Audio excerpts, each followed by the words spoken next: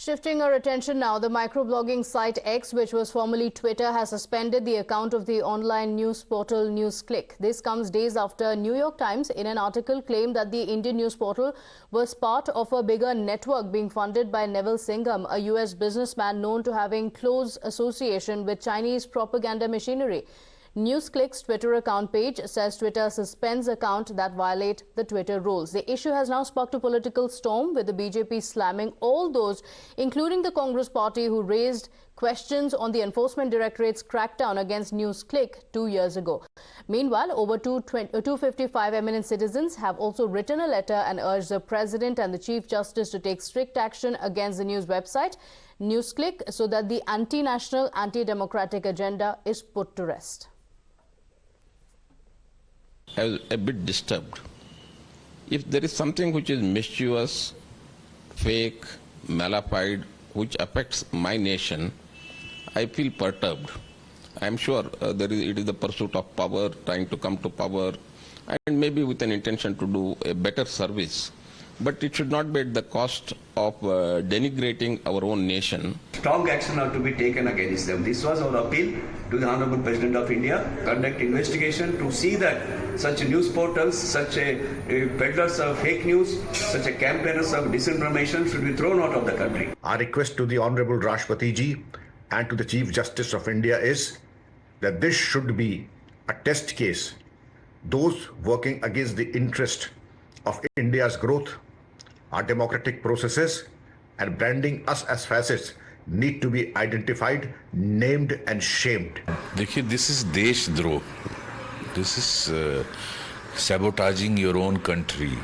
They must, as even responsible opposition leaders, should know that this is a narrative, a false narrative being floated on the basis. Its text is written by China. It's only floating attack, whether it is Rafale, whether it is Galwan. Now, legal trouble for the alleged Chinese mouthpiece is also mounting. The Delhi High Court has issued a notice to NewsClick and its editor-in-chief as well, in response to a plea that has been filed by the Enforcement Directorate regarding a money laundering case. The ED seeks stay on 2 orders that were passed in 2021, granting protection to NewsClick and as well as the editor-in-chief from the coercive action.